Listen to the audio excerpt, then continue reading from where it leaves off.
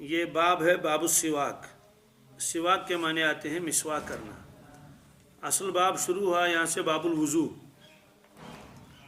وضو کا طریقہ اس میں بتایا جائے گا کہ اللہ کے نبی صلی اللہ علیہ وسلم نے وضو کس طرح فرمایا، لیکن خصوصیت کے ساتھ انہوں نے مسواک کو الگ بیان کیا، کیونکہ مسواک کے بہت زیادہ فوائد ہیں۔ اس سے پہلے سبق میں آیا کہ بعض حضرات نے پورے 99 فوائد اس کے گنائے ہیں۔ ایک روایت میں ہے کہ 99 بیماریوں کا علاج بھی ہے۔ وہ فوائد پہلے میں نے بتائے تھے، اور مختصراً ان میں سے کچھ کو پھر میں یہاں عرض کر دیتا ہوں جو شارحین نے اس سلسلے میں لکھے ہیں۔ ایک حدیث ہے، اس میں ہے کہ اللہ تبارک تعالیٰ خوش ہوتے ہیں، راضی ہوتے ہیں مسواک کرنے والے سے، گویا کہ اللہ تعالیٰ کی رضامندی کا اور خوشنودی کا باعث ہے مسواک کرنا۔ سنت ہے مستقل، اس کا ثواب بھی ملتا رہتا ہے۔ جو آدمی مسواک کرتا رہتا ہے، اپنے منہ کو صاف رکھتا ہے، فرشتے اس سے محبت کرتے ہیں۔ شیطان کو یہ چیز بہت ناپسند ہے کہ ایمان والا اپنے منہ کو کیا رکھے، صاف رکھے۔ وہ چاہتا ہے کہ اس کے منہ سے بدبو آ جائے اور فرشتے اس سے دور رہیں۔ اسی طرح سے مسواک کرنے سے شیطان کی جو وساوس ہے اسے حفاظت رہتی ہے۔ مسواک کرنے کے بعد جو کام کر لے گا، چاہے طواف کر لے، چاہے تلاوت کر لے، چاہے ذکر کر لے، اس میں ثواب بڑھ جاتا ہے۔ ایک روایت میں ہے کہ 70 گناہ اس کا ثواب بڑھ جاتا ہے۔ یعنی کسی چیز کا جو ثواب ہے مسواک کرنے کے بعد اگر اس کام کو کیا، جیسے ذکر ہے، جیسے تلاوت ہے، جیسے درود شریف ہے، تو جیسے نماز ہے، 70 درجہ بڑھ جائے گا۔ اسی طرح سے مسواک کا عادی شخص جو ہوتا ہے کہ اس کے اثرات اس کے بدن پر پڑ جاتے ہیں، خاص طور سے چہرے پر، بارونق چہرہ اس کا ہوتا ہے۔ فرشتے اس کے لیے استغفار کرتے ہیں، کیونکہ فرشتے مومنین کے ساتھ رہتے ہیں۔ جب وہ مسجد جاتا ہے، دوسری جگہ جاتا ہے، ایک تو حفاظت کے فرشتے وہ تحریک کے ساتھ رہتے ہیں۔ اسی طرح سے جو سنتوں کا اہتمام کرتا ہے، خاص طور سے مسواک کا بھی، انبیاء علیہ الصلوۃ والسلام نے جتنی دعائیں کی ہیں صالحین کے لیے، وہ ان دعاؤں میں اس کا حصہ بھی شامل ہو جاتا ہے، گویا وہ دعائیں اس کے حق میں قبول ہو جاتی ہیں۔ ملائکہ اس کی تعریف کرتے ہیں۔ ملائکہ تو ویسے تعریف کرتے ہیں ہر سنت پر عمل کرنے والے کو، فرشتوں کے سامنے کہتے ہیں دیکھیے اس شخص کو نبیوں کی سنت پر چل رہا ہے۔ کس پر؟ نبیوں کی سنت پر چل رہا ہے۔ اس سے یہ بھی معلوم ہوا کہ جو نافرمانی کرتا ہے، فرشتوں اس کی مذمت کرتے ہیں، دیکھیے یہ تو نافرمان ہے۔ اسی طرح سے منہ تو صاف رہتا ہی ہے، سر درد وغیرہ کیا اس میں بھی آدمی کو آرام رہتا ہے۔ وہ میں نے آپ کو واقعہ بتایا تھا، حضرت حکیم اختر صاحب جو پاکستان کے تھے، اب تو وہ مرحوم ہو چکے ہیں، انہوں نے خود اپنا تجربہ لکھا۔ کسی باہر کے ملک میں گئے تھے، وہاں دیکھا کہ وہ مینٹل ہاسپٹل جو ہے جس میں پاگلوں کو رکھا جاتا ہے، پاگل خانہ، وہاں گئے تو دیکھا کہ زور زبردستی کر کے وہاں پاگلوں کو وہ مسواک کراتے ہیں۔ تو حضرت مولانا نے فرمایا کہ میں نے ڈاکٹروں سے پوچھا کہ آپ یہ زبردستی کیوں کر رہے ہیں اور مسواک؟ انہوں نے کہا کہ مولانا ہمارا تجربہ ہے کہ دوائی سے اتنے زیادہ ان کو جو ہے افاقہ نہیں ہوتا جتنا مسواک کرنے سے۔ مسواک کرتے رہتے ہیں، ان کا منہ صاف رہتا ہے اور لعاب نکلتا رہتا ہے، بلغم ولغم دور ہو جاتا ہے، تو ان کو بڑا سکون ملتا ہے۔ آپ دیکھیے، ہاں تو تجربے کی بنیاد پر انہوں نے ان کے اوپر یہ لازم کر دیا ہے۔ اس طرح سے داڑھ کا مضبوط ہونا، اور پھر دوسری بات یہ کہ منہ صاف شفاف رہتا ہے، فصاحت و بلاغت میں بھی اثر آتا ہے۔ اور بھی بہت ساری اس کے وہ فوائد لکھے ہیں۔ نگاہ تیز بھی ہوتی ہے اس سے، قوت حافظہ اس سے بڑھ جاتا ہے۔ سب سے بڑی بات، بڑا نفع جو ہے مرتے وقت کلمہ طیبہ زبان سے نکلتا ہے، یہ نصیب ہوتا ہے۔ اس سے بڑھ کر کیا چاہیے؟ اور اسی طرح سے اس کا الٹا اگر کوئی ہوگا، جیسے افیون کھانے والا، نشہ کرنے والا، سب سے بڑا خطرہ تو یہ ہے کہ مرتے وقت تو اس کے زبان سے تو کلمہ نکلتا نہیں ہے۔ تو بہرحال اس میں بہت ساری روایتیں آ گئی مسواک کے بارے میں۔ رسول اللہ صلی اللہ علیہ وسلم کا طرز عمل اس میں بتایا گیا۔ یہ حضرت عائشہ صدیقہ رضی اللہ تعالی عنہا کی روایت ہیں۔ یہ فرماتی ہیں کہ ایک موقع پر اللہ کے نبی صلی اللہ علیہ وسلم فرمایا 10 چیزیں فطرت کے ساتھ تعلق رکھتی ہیں۔ اس کا مطلب یہ نہیں کہ 10 اس سے علاوہ نہ ہوں، نہیں، اس موقع پر آپ نے 10 کا تذکرہ کیا، کبھی 5 کا تذکرہ، کبھی 3 کا تذکرہ کیا، اس لیے عدد مقصود نہیں ہے۔ یہ اعمال بتانے مقصود ہیں. جیسے ایک موقع پر آپ نے فرمایا مسلمان کے اوپر 6 حق ہیں. وہ سلام کرے تو اس کا جواب دے دے، بیمار ہو جائے تو عیادت کر لے، کسی کا انتقال ہو جائے تو اس کے جنازے میں شریک ہو جائے. اس طرح سے آپ نے کئی چیزیں گنائی، لیکن دوسرے موقعوں پر اور بھی حقوق ان کے ہیں. 12 اس میں 10 آئے. فرمایا 10 من الفطرہ، یہ 10 چیزیں فطرت کے ساتھ تعلق رکھتی ہیں. فطرت کیسے کس کو کہتے ہیں؟ فطرت کے معنی انبیاء علیہ الصلاۃ والسلام کی عادتیں، انبیاء علیہ الصلاۃ والسلام کی عادتیں، مطلب یہ کہ یہ نبیوں کے صفات ہیں. یہ 10 چیزیں یہ ایسی چیزیں بھی ہیں اگر روایتوں میں اس کا تذکرہ بھی نہیں آتا تب بھی آدمی ان کو کر ہی لیتا. مسئلہ اس میں یہی آئے گا ناخن کو کاٹنا. ظاہر سی بات ہے، آدمی خود چاہتا ہے کہ میرے ناخن زیادہ لمبے نہ ہوں، میں میل کچل جم جاتا ہے، میرا منہ صاف ہو. کون آدمی ایسا ہوگا جو یہ پسند کرے گا؟ یہ پھر آپ نے فرمایا کیوں؟ یہ امت کی تربیت کرنی تھی. سوال کیوں؟ سن لیجئے. 2 طبقے تھے اس زمانے میں، یہود اور نصارہ. دونوں کے اندر، ایک کے اندر افراط، ایک کے اندر تفریط. اس لیے قرآن پاک نے ایک جگہ فرمایا یا ایھا الذین آمنوا لا تحرموا طیبات ما احل اللہ لکم ولا تعتدوا ان اللہ لا يحب المعتدین. اے ایمان والو، جن چیزوں کو میں نے آپ کے لیے حلال کیا ہے ان کو اپنے اوپر حرام مت کر لو. ولا تعتدوا، حد سے مت نکلو. اللہ تعالیٰ حدود سے نکلنے والوں کو پسند نہیں فرماتے ہیں. یہ کیا فرمایا اللہ تعالیٰ نے؟ یہود کے یہاں کیا تھا؟ اتنے بے باک تھے، جس چیز کو حرام کیا تھا اللہ تبارک تعالیٰ نے، اور موسیٰ علیہ الصلوۃ والسلام بے دھڑک اس کو استعمال کرتے تھے، بالکل کوئی پرواہ نہیں. یہ چیز حرام ہے، کہتے ہیں آچن کیا یشن تیوت کیا، استعمال کرتے رہتے تھے. نصارہ کے اندر احتیاط کیا تھی؟ وہ حلال چیزوں سے بھی اپنے آپ کو بچاتے تھے، اس لیے وہ گوشت نہیں کھاتے تھے. نصارہ راہبانہ زندگی گزارتے تھے، بالکل ترک دنیا کرتے تھے، کیونکہ ان کا عقیدہ یہ تھا جو آدمی دنیا کے کاموں میں مشغول ہو جائے وہ اللہ کو نہیں پا سکتا. اس لیے نہ بیوی ہو، نہ بچے ہوں، نہ گھر ہوں، کہیں جنگل میں چلے جائیں کسی غار میں اور وہیں بیٹھ کے اللہ اللہ کر لیں گے، تب اللہ تعالیٰ تک ہم پہنچ سکتے ہیں. یہ ان کا تصور تھا. راہبانہ زندگی گزارتے تھے. اور یہود کے یہاں یہ تھا. کیوں؟ یہود نے کہا کہ بھائی اللہ تعالیٰ کو تو وہ پا سکتا ہے، اللہ تعالیٰ اس آدمی سے راضی اور خوش ہو سکتا ہے جو دنیا چھوڑ دے، ہم سے تو ایسا ہوگا نہیں. اس لیے نہ حلال کی پرواہ نہ حرام کی پرواہ، سب کرتے رہے. کہتے ہیں کہ جب اللہ تعالیٰ تک پہنچیں گے ہی نہیں. اور ادھر سے گھمنڈ تھا کہ نحن ابناء اللہ و احباہ، ہم تو اللہ تبارک تعالیٰ کے بیٹے اور اس کے محبوب ہیں. یہ قرآن پاک میں ہے. کبھی کہتے تھے کہ ہم جہنم میں جائیں گے نہیں، نبیوں کی اولاد ہیں. یہ تو صحیح تھا، وہ تو نبیوں کی اولاد ہے نا یہود. یہ تو بنی اسرائیل ہے. بنی اسرائیل کے معنی آتے ہیں یعقوب علیہ السلام کی اولاد. اسرائیل ان کا لقب ہے. اسرائیل عبرانی لفظ ہے، اس کا ترجمہ عبداللہ. تو گویا کہ حضرت یعقوب علیہ السلام جن کا لقب عبداللہ ہے ان کے بیٹے تھے، بنی منی اولاد. اس لیے غمنڈ تھا کہ پدرم سلطان بود، ہمارے آبا و اجداد تو انبیاء علیہ السلام ہیں، بھلا نبیوں کی اولاد کو جہنم میں جلنا پڑے. اور جب بہت ہی ڈراتا تھا کوئی تو کہتے تھے لن تمسنا النار الا ایاما معدودہ. اولن تو ہم کو دوزخ کی آگ چھو بھی نہیں سکتی ہے، جلنے کا تو سوال ہی نہیں. اگر ایسا ہوگا بھی چند دن جہنم میں جا کے پھر وہاں سے پروانہ دے دیا جائے گا ہاتھ میں، ریلیز آرڈر چھوڑ دو ان کو جہنم سے اور ان کو پہنچا دو کہاں؟ جنت میں. تو جن آدمی کو کبر و غرور کا یہ عالم ہوگا کیا وہ شریعت کا پاس لحاظ رکھیں گے؟ بے ڈر بے باک، ہم کو تو کچھ کرنے کی ضرورت ہی نہیں.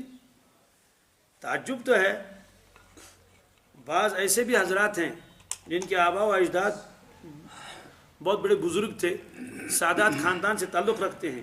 ان کی جاہل اولاد کبھی کہتی ہے کہ ہے یہ نماز کے پڑھنے نمن زمیندار ایسے نماز کے ایسے سادات ایسے کیا کر دوزخ. جی یہ ایک خاتون نے خود مجھ سے کہا دب ناز بشت لجمس تمو من زائن آخ نماز سید خاندان ہے. تو میں نے پوچھا کیا بات ہے؟ تم دپن ہے ایسے کیا کر دوزخ، یہ سید ایسے کا نماز پڑھنے. یہ دیکھیے کیا کبر و غرور ہے. تو کیا سادات کو حساب نہیں ہوگا؟ تو یہود و نصارہ کہتے تھے تو ہم تو اولاد ہیں انبیاء علیہ السلام کی، ہم کو کچھ نہیں کرے گا. اس لیے انہوں نے بے دڑک سب حرام کام کیے. اور عیسائیوں کی یہ تصور یہ تھا تو ہم کو تو اللہ سے ملنا ہے اور اس کی رضامندی چاہیے. تو تب تک رضامندی نہیں ہو سکتی جب تک ہم ان چیزوں کو چھوڑ نہ دیں۔ اسی طرح سے انسانوں میں ایسے طبقے بہت سارے آئے ہیں، انہوں نے کہا کہ تب اللہ مل سکتا ہے جب آدمی ایسے ہی رہے، کیا نہ غسل کرے نہ ناخن کاٹے، بات سمجھ آ گئی؟ بالکل وہ ایسے رہتے تھے جیسے کہ وہ جنگل کے جانور، بال بڑے ہوئے ہیں، یہاں تک داڑھی بہت زیادہ بڑی ہوئی ہے، ناخن بڑے ہوئے ہیں، بدبو آ رہی ہے، وہ پانی کو ہاتھ لگانا گناہ سمجھتے تھے، پانی کو ہاتھ لگائیں۔ جب یہ صورتحال ہو دنیا کی، پھر اللہ تبارک تعالیٰ نے انسانوں کی ہدایت اور رہنمائی کے لیے بھیجا ہو حضرت رسول پاک صلی اللہ علیہ وسلم کو۔ مجھے بتائیے کیا انہوں نے ان چیزوں کو بیان نہیں کیا ہوگا؟ ان چیزوں کو تو بیان کرنا ہے۔ اسی لیے ایک یہودی ملا تھا حضرت سلمان فارسی سے رضی اللہ تعالیٰ عنہ سے، کہنے لگے کہ آپ کا نبی آپ کو استنجا بھی سکھاتا ہے، یعنی یہ کیسا نبی ہے؟ گویا مطلب تو یہ تھا کہ یہ تو لگتا ہے کہ نبی نہیں ہے، یہ تو آپ کو اسی چیزیں سکھاتے ہیں۔ لیکن حضرت غصے نہیں ہوئے، سلمان فارسی انہوں نے کہا سنو، آپ نے پوری بات سنی نہیں۔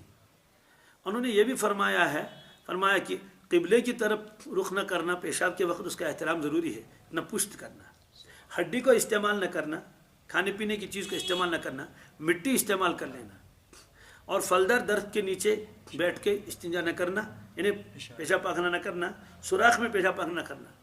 تو یہ ساری جو انہیں بنایا بیان کرنے شروع کر دیے، وہ لاجواب ہو کر چلا گیا۔ گویا یہ فرمانا چاہتے تھے جس چیز کو تم عیب سمجھتے ہو وہ تو خوبی نکلی، یہ تو خوبی ہے ہمارے نبی صلی اللہ علیہ وسلم کی، ان چیزوں کو بھی سکھلا رہے ہیں۔ اور اس موقع پر آپ نے عجیب انداز سے یہ بات سکھائی، فرمایا کہ لوگوں میں تمہارے لیے بالکل ایسا ہوں جیسے تمہارے والد، مطلب کہ والد کو جیسے شفقت ہوتی ہے اپنی اولاد کے ساتھ، ایسی مجھے شفقت ہے آپ کے اوپر، اس لیے جب تم استنجا کرو تو ایسے ایسے کر لو۔ یہ ساری چیزیں آپ نے بتا دی۔ تو یہ چیزیں بیان کرنے کی کیا ضرورت تھی کہ ناخن اٹھا لو، بات سمجھ آ گئی، اور وہ کرو اور یہ کرو اور استنجا کر لو؟ یہ چیزیں بیان کرنے کی ضرورت کیا تھی؟ یہ چیزیں بیان کرنے کی ضرورت یہ تھی تاکہ میری امت نصارہ کی طرح نہ بن جائے، میری امت ان جوگیوں کی طرح نہ بن جائے جن جوگیوں کو دیکھو تو دیکھتے ہی آدمی کو ڈر لگتا ہے، کہ لگتا ہے کہ یہ ہے تو انسان لیکن انسان نہیں لگتا۔ آپ نے بتا دیا کہ میرا امت یہ ایسا ہونا چاہیے کہ بالکل جو یعنی دور سے ایک پرکشش شخصیت معلوم ہو جائے۔ اس لیے آپ نے سفید کپڑوں کو آپ نے زیادہ کیوں پسند فرمایا؟ اس کی ان میں رونق زیادہ رہتی ہے سفید لباس کو۔ اسی طرح سے آپ نے یہ کیوں فرمایا کہ تمہارے بدن کا تمہارے پر حق ہے، ضرور ہفتے میں ایک مرتبہ نہایا کرو؟ یہ تو تاکیداً آپ نے فرمایا، ورنہ یہ چیزیں تو ایسی ہیں آدمی تو خود بھی کر لیتا ہے، کون دنیا کا انسان ایسا ہوگا جو نہائے گا نہیں؟ لیکن آپ کو معلوم تھا اگر میری امت کے کچھ افراد اللہ کو تلاش کرنے لگے، اس کی محبت کہیں گے ہمیں تو بس اللہ چاہیے، ہو سکتا ہے کہ وہ بھی یہ کام کرنے لگے اور اس کو بزرگی سمجھے۔ آپ نے یہ فرمایا، اس لیے آپ نے فرمایا لا رہبانیت فی الاسلام، میرے اسلام میں تو رہبانیت نہیں۔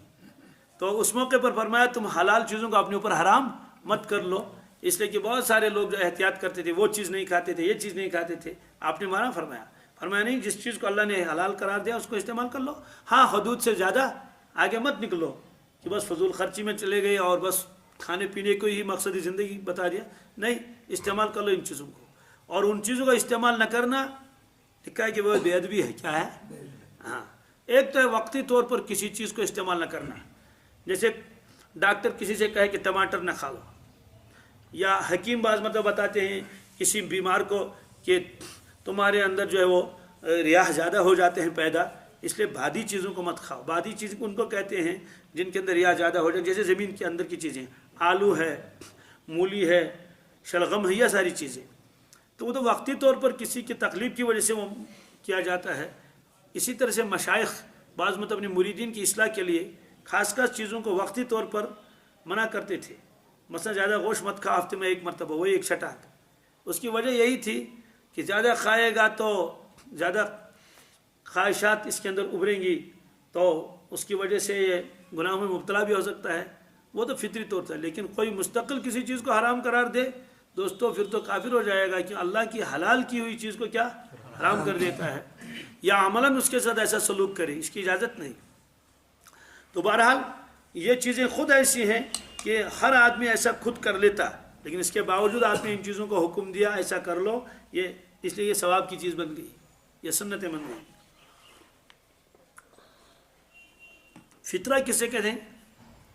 وہ پیدائشی عادتیں جو اللہ نے ہر شخص کے اندر ودیت کر رکھی ہیں، یہ اس کا لغوی ترجمہ ہے، لیکن شرعی ترجمہ اس کو ایسا کیا جاتا ہے کہ مراد یہ انبیاء علیہ السلام کی سنت ہے، کیونکہ ان کی تربیت اللہ تبارک تعالیٰ خود فرماتے ہیں، اس کے بعد وہ اللہ کے بندوں کی تربیت فرماتے ہیں۔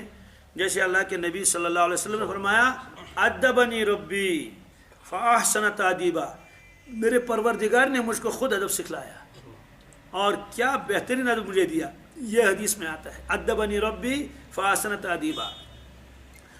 اسی لیے ایک روایت میں آپ نے فرمایا کل مولود یولد علی الفطرہ، ایک روایت میں کل مولود یولد علی الفطرۃ الاسلام، ہر بچہ مسلمان پیدا ہوتا ہے، چاہے کسی کے گھر میں بھی ہو تو ہر بچہ مسلمان پیدا ہوتا ہے، لیکن پھر آگے جا کر وہ کوئی یہودی ہو گیا، کوئی نصارہ ہو گیا، کوئی ہندو بن گیا، کوئی اس کو، یہ کیا ہے؟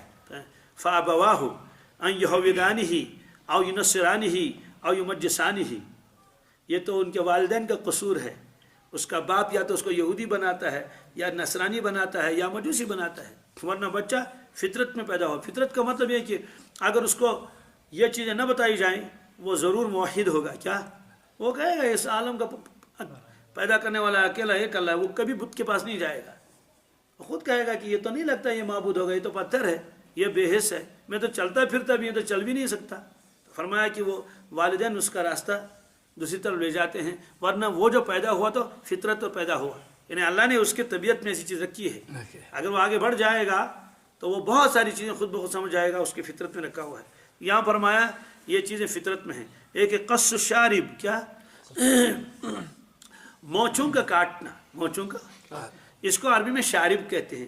شارب کے معنی پینے والا بھی، شارب کے معنی، کیونکہ شریب یشرب معنی پینا، شارب معنی پینے والا، اس کو شارب اس لیے کہتے ہیں، اہل عرب بھی طوفانی ہے نا، اور شارب اس لیے کہتے تھے کہ جس کے مونچھیں ذرا لمبی ہو جاتی تھی، جب وہ چائے پیتا تھا یا پانی پی لیتا تھا یا اور کوئی چیز تو وہ بھی پیتا تھا، اور اس کے جو مونچھیں ہوتی تھی وہ بھی گویا پیتی تھی، تو وہ بھی اس کے اندر وہ بھیگ جاتی تھی، تو اس لیے اس کو کہتے ہیں شارب ہے، گویا کہ یہ بھی پیتا ہے۔ داڑھی کو شارب نہیں کہا کیونکہ داڑھی تو نیچے کو ہوتی ہے، تو اوپر والے اس حصے میں، ہونٹ کے اوپر والے حصے میں مونچھ ہوتی ہے، اور جو لمبی ہوتی ہے تو یوں ڈال دیا تو سب سے پہلے وہی جاتی تھی اس میں، اسے ان کو شارب کہا۔ تو اللہ کے نبی صلی اللہ علیہ وسلم نے فرمایا کہ کس شارب، ان مونچھوں کو کاٹنا یہ نبیوں کی سنت ہے۔ کیا ہے؟ کیوں؟ اس لیے کہ ظاہر سی بات ہے اس کا تعلق تو ناک کے ساتھ ہے نا، آدمی سانس لیتا ہے سانس چھوڑ دیتا ہے نا، سائنس والے کہتے ہیں کہ بھائی وہ جو ہے آکسیجن کو لیتا ہے اور کاربن ڈائی آکسائڈ کو باہر چھوڑتا ہے، اور ناک میں میل کچل بھی ہوتا ہے، جمع رہتا ہے ناک، کبھی بھی ناک صاف کر لیجئے کچھ نہ کچھ میل تو نکل ہی جائے گا، خاص طور سے جب گرد و غبار کا ماحول ہو اور زیادہ جمع ہو جاتا ہے، تو اب بار بار وہاں سے سانس آئے گا تو وہ جتنا بھی وہاں سے نکلے گا سانس کے ساتھ، ہوا کے ساتھ باریک باریک ریشے نکلیں گے اور جب نکلیں گے وہ کہاں اٹکیں گی؟ وہ مونچھوں پر اٹک جائیں گے، اور آپ نے اسی کو پی لیا اور پانی پی لیا تو مونچھیں بھی اس میں ڈال دیتے تھے، انفیکشن ہو جائے گا نہیں ہو جائے گا؟ اس لیے اس کو وہ شارب کہتے تھے۔ آپ نے فرمایا نبیوں کی سنت ہے مونچھوں کو کاٹنا۔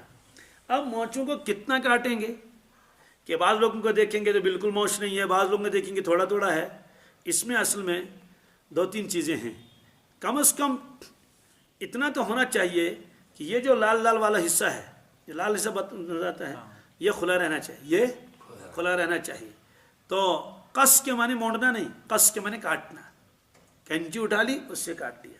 اب اس میں چونکہ مختلف روایتیں بھی آتی ہیں، اس میں یہ ہے کہ اس کو کم بھی رکھ سکتے ہیں، لیکن بہرحال موڑنا بہتر نہیں ہے، اگرچہ موڑنے والی بھی ایک قول ہے، لیکن بہتر یہ ہے کہ اس کو کینچی سے کر لے یا وہ جو مشین آتی ہے بالکل اس طرح سے صاف نہ کر لے۔ تو اگر کوئی رکھنا چاہے اس کی بھی اجازت ہے، تو کتنا رکھے؟ اتنا رکھے کہ وہ جب کاٹ لے تو جب بھی کوئی چائے پی لے پانی پی لے تو وہ اس کے ساتھ وہ ٹچ نہیں ہونا چاہیے۔ بعض حضرات نے بعض موقعوں پر مجاہدین کے لیے کہا کہ تھوڑی سی مونچھ رکھ سکتے ہیں، وہی اس کو مرعوب کرنے کے لیے، لیکن ظاہر سی بات ہے تو وقتی طور تو ہو سکتا ہے لیکن دائمی طور اس کی اجازت نہیں ہے۔ بہرحال اگر رکھنا چاہیں مونچھ رکھ بھی سکتے ہیں، کتنا کہ وہ جو ہے وہ کاٹ لے اس کو اور تاکہ یہ سامنے والا حصہ کیا رہے، کھلا رہے. اور بہتر تو افضل یہ ہے کہ اس کو کیا کر لے، کم کر لے، لیکن اس طرح نہ لگائے، کیونکہ اکثر علماء نے اس کو ممنوع قرار دیا ہے. بالکل اس طرح سے صاف کر لینا، مشین لگانے وہ والی، تو وہ صاف نہ کرے بالکل، بلکہ اس کو پست کر لے. یہ قص الشارب آپ نے ایک فرمایا. دوسرا فرمایا ایفاء اللحیہ. ایفاء اللحیہ کے معنی آتے ہیں داڑھی کو بڑھانا، داڑھی کو. اب داڑھی کو بڑھانا، ایک روایت میں آپ نے فرمایا پاک ہے وہ پروردگار جس نے مردوں کو زینت بخشی داڑھی سے اور عورتوں کو زینت بخشی سر کے بالوں سے. کس سے؟ عورت کتنی حسین و جمیل ہو، لیکن اگر اس کے سر کے بال ہی نہ ہو، بات سمجھ آ گئی، اس کا حسن و جمال تو گویا رہا ہی نہیں. بہت سارے واقعات ایسے ہوئے کہ بعض لڑکیوں کے بال نکلنے شروع ہو گئے، سر خالی ہونے لگا، تو بس ہر وقت روتی رہتی ہیں، کیوں؟ ہم کو قبول کون کرے گا؟ اسے کہ جو بھی سنے گا اس کے سر پر تو بال ہی نہیں ہے. ظاہر سی بات ہے اس کی شکل کیسی ہوگی؟ چلو ٹھیک ہے، لوگوں کے سامنے تو وہ چھپانا تو ضروری ہے، سر بھی چھپائے برقع بھی، لیکن ظاہر سی بات ہے جب اپنے گھر میں ہوگی یا اپنے شوہر کے ساتھ ہوگی، ظاہر سی بات ہے اس وقت تو آئے گا. اس لیے فرمایا کہ عورتوں کو اللہ تعالیٰ نے چوٹی کے سر کے بال دے دیے ہیں، یہ ان کے لیے زینت ہے. اور ایک عجیب شان ہے اللہ تبارک تعالیٰ کی. کیا؟ مرد جب بوڑھے ہو جاتے ہیں، آپ دیکھیں ان کے سر کے بال تو اڑ جاتے ہیں، بالکل کچھ بھی سر پر نہیں رہتا. اور بلکہ آج تو بہت سارے جوان آپ کو ایسے ملیں گے سر کے بال ختم ہو گئے ہیں، لیکن کسی عورت کو آپ نے نہیں دیکھا ہوگا، شاید لاکھ میں ایک ہوگی ایسی، ورنہ بوڑھی عورت 80 سال کی ہو، 90 سال کی ہوگی، سر کے بال موجود رہتے ہیں. سر کے بال، یہ اللہ کا ان کے اوپر اتنا کرم اور احسان ہے، وہ سر کے بال اس سے نکلتے نہیں. یہ تو ہو سکتا ہے کہ کچھ ذرا وہ نکل جائیں کنگنی کرنے سے، وہ یہ سے بال کو گر جائیں، لیکن بالکل سر جو ہے صاف ہو جائے ایسا نہیں. لیکن مردوں کے اندر جو اکثر بیشتر کے سر صاف ہو جاتے ہیں، تو آپ نے فرمایا کہ میں نے عورتوں کے لیے زینت رکھی ہے سر کے بال، اور مردوں کے لیے فرمایا کہ داڑھی. کیا؟ سبحان من زین الرجال باللحیٰ. پاک ہے وہ پروردگار جس نے مردوں کو زینت دے دی داڑھی سے اور عورتوں کو سر کے بالوں سے. عقل حیران ہو جاتی ہے. ایک ہی ماں کے پیٹ سے 2 بچے ایک ساتھ پیدا ہوئے، ایک تو ایک آگے پیچھے، ایک ساتھ لڑکا اور لڑکی. دیکھو باپ بھی ایک ہی ہے نا، اور ماں بھی ایک ہی، دودھ دونوں کو ایک ہی ماں پلا رہی ہے نا. ایک ہی ماں کے پیٹ سے دونوں پیدا ہوئے ہیں، عمر بھی ایک ہی ہے، گھر میں جو غذا کھلاتے ہیں وہ بھی ایک ہی ہے، ہر چیز ایک ہی، ہر چیز. دونوں بڑے ہو گئے، بات سمجھا گئی ہے. لڑکے کی داڑھی نکل آئی، لڑکی کی نہیں نکلی. سوال ہے کہ کیا چیز ہے نا. آپ کچھ کہیے سائنسی اعتبار سے، لیکن ہم تو یہی کہیں گے اللہ کی قدرت، یہ اللہ کی قدرت ہے نا. آپ کہیں گے جناب وہ ہے اور وہ ہے، کیا کیا بحثیں کہیں گے. ہم نے کہیں وہ یہ فرق رکھی کس نے درمیان میں ہے؟ اس کی ساخت کچھ اور، اس کی ساخت کچھ. حالانکہ ایک ہی مادے سے دونوں اللہ تعالیٰ نے دونوں کو تخلیق فرمایا ہے، دونوں کو پیدا کیا ہے. یہ ہے اللہ کی قدرت. اس لیے فرمایا کہ میں نے مردوں کے لیے داڑھی کو ہم نے وہ رکھا ہے زینت. ایفاء اللحیہ کے لفظی ترجمہ داڑھی کو بڑھانا. آپ داڑھی کو کتنی بڑھائے، بڑھتی رہے بڑھتی رہے بڑھتی رہے. بہت سارے اس کو ہم کم علمی ہی کہہ سکتے ہیں، کوئی علمی گہرائی نہیں کہہ سکتے. کیا؟ مجھے بتائیے، داڑھی بڑھتی رہتی ہے نا، مجھے بتائیے 60 سال تک کتنی لمبی ہو جائے گی اگر اس کو ہاتھ بھی نہ لگائیں؟ تو بہت زیادہ لمبی ہو جائے گی. آپ بیٹھے ہوئے ہیں، آپ کی گود میں داڑھی ہے، آپ بیت الخلاء میں جائیں گے تو داڑھی کو کیا کریں گے؟ اس لیے بیٹھنا ہے نا وہاں، وہ تو بالکل نیچے بیت الخلاء کی اس کے کموڈ کے ساتھ لگ جائے گی، تو کیسا لگے گا، ہے نا. ظاہر سی بات ہے ایفاء اللحیہ کا تذکرہ تو آیا ہے، داڑھی کو بڑھاؤ، لیکن بڑھانے کی کوئی حد بھی تو ہوگی. اس لیے اگرچہ اللہ کے نبی صلی اللہ علیہ وسلم نے کوئی اس کی مقدار متعین نہیں فرمائی کی اتنی، لیکن صحابہ کرام کے عمل نے بتا دیا کہ حضور صلی اللہ علیہ وسلم کا منشا یہ تھا کہ حضرت عمر فاروق رضی اللہ تعالیٰ کے زمانے میں حاجی لوگ آتے تھے حج کرنے کے لیے، دور دور کے، بڑی لمبی لمبی داڑیاں ہوتی تھی. یہ تو بعد میں یہ چلا جب انگریزوں کا دورہ ہوا عالم پر، کیا مونڈ لو، وہ کر لو، یہ کر لو. ورنہ تو اس زمانے میں دیکھیں گے تو داڑیاں یہاں تک، یعنی داڑھی والے ہوتے تھے. تو انہوں نے دیکھا کہ داڑیاں بہت لمبی ہے، حضرت عمر فاروق یہاں آ جاؤ، اتنی لمبی داڑھی آپ نے کیوں رکھی ہے؟ لمبی داڑھی نہیں، پکڑو اپنی داڑھی کو، اسی سے کہتے ہیں پکڑو. تو وہ داڑھی کو پکڑ لیتا تھا اپنے ہاتھ سے، تو نیچے والا حصہ جو وہ کترتے تھے. اور کہتے کہ دیکھو یہ زیادہ لمبی جب داڑھی ہوتی ہے تو اس کا حسن جمال ختم ہو جاتا ہے. جب اس کا یہ ہے تو اس کو کاٹ لو، اس کا ایک ہیبت، اس کا حسن جمال، یعنی جو بھی ہو وہ برابر رہتا ہے. صحابہ کرام کا عمل. حضرت عبداللہ ابن عمر کے واقعے لکھے ہیں, بخاری شریف میں وہ روایت ہے, ابن عمر سے روایت ہے کہ وہ اس طرح سے یہاں سے زائد کر کے کاٹتے تھے. ایک مٹھی سے ذرا زائد ہو جائے تو اجازت ہے, لیکن بہت زیادہ لمبی ہو جائے اس کا حسن جمال ختم ہو جاتا ہے, اور یہ بھی فطرت کے خلاف ہو جائے گا. کیوں؟ اس لیے کہ پھر انہی کے ساتھ مشابہت ہوگی جو راہب ہیں اور بال ان کے بڑے رہے ہیں کمر تک. اچھا, میں نے خود دیکھا ہے طواف کے دوران. کس کے دوران؟ اس کا مطلب ہے طواف جو کرے گا مسلمان ہی تو ہوگا نا, اس لیے کہ کافر تو وہاں بھی نہیں سکتے. میں نے دیکھا ہے لوگوں کے بال یہاں کمر تک ہیں مردوں کے, اور پھر وہ گندے ہوئے ہیں. گندے کا مطلب تم سے بٹھت کیا راز اتنا تم راز سنا راز بولتا ہوں راز یہ پوتی وہاں خبر کہتا. یہ مردوں کا حال ہے, یہ میں نے خود دیکھا. اور آپ کو تعجب ہو جائے گا, بہت ساری عورتوں کو دیکھا, وہ کہاں کی کس ملک کی چھوڑ دو, وہ جیسے مرد اس طرح سے صاف کر لیتی ہیں ایسے وہ اس طرح سے سر کے بال صاف کر لیتی ہیں, صاف بالکل. یہ ہے وہ جہالت. اچھا, اسی طرح سے میں نے دیکھا بہت سارے, میں صرف میں نے ہی کیا سارے حاجی دیکھ لیتے ہیں کہ عورتوں کے چہروں پر دیکھتے ہیں کہ وہاں نیلے نیلے نشان لگے ہوئے ہیں. واللہ وہ لوگ کیا برتے ہیں چہرے میں. جب بوڑھی عورتیں ہوں کوئی بھی ہو, ظاہر سی بات ہے اتفاقاً بھی نظر پڑ سکتی ہے, اس لیے کہ لاکھوں کی تعداد میں عورتیں ہوتی ہیں, وہ بھر لیتی ہیں جیسے وہ یہاں بھر لیتے ہیں وہ سیاہی, جیسے نام لکھتے ہیں ایسے چہرے پر, ہاتھوں پر, کس کس پر. ایک جماعت یہ بھی ہے. ایک طبقہ وہ ہے آپ دیکھیں گے ان کے چہروں پر, مردوں اور عورتوں کے چہروں پر دیکھیں گے, وہ زیادہ اسی حبش وغیرہ کہاں کے وہاں چل نہیں. وہاں کیا ہے, وہ بچپن میں کوئی چیز گرم کر لیتے ہیں لوہے کو, اس کے اوپر وہ چہرے پر وہ کیا کرتے ہیں, وہ کیوں لکیریں لگاتے ہیں. وہ لکیریں زندگی بھر رہتی ہیں. کیا کروں گی, یہ ساری چیزیں جہالت کی ہیں نا. سبھی ایسی جہالت کیوں ہے؟ جہالت اس لیے ہے کہ وہاں کوئی ان کو مسئلہ بتانے والا نہیں. عالم کا یہ وہ ہے. شاید میں نے اس سے پہلے بتایا بھی تھا, ابھی کچھ افراد گئے تھے وہاں بلخ, بخارا, سمرقند, ترمذ اس علاقے میں جا کے امام بخاری والا گھر ہے. نوجوانوں کو پکڑتے تھے, ان سے کہتے کلمہ سنا, وہ کہتے تھے کلمہ کس کو کہتے ہیں.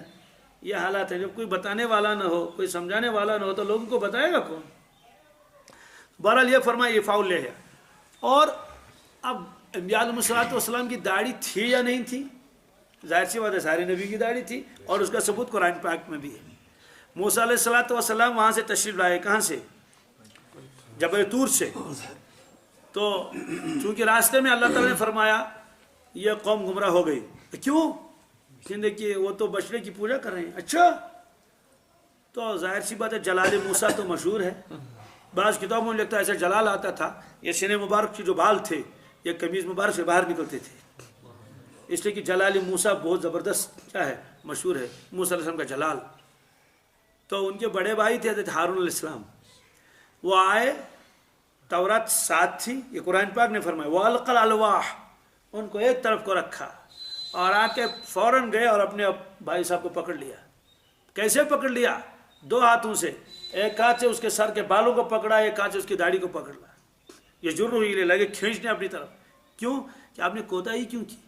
یہ بشرے کی پوجا کرے, میں نے آپ کو یہاں نہیں رکھا تھا. انہوں نے کہا یا ابن الام لا تأخذ بلحیتی ولا برأسی, کہ میرے ماں کے بیٹے. مفسرین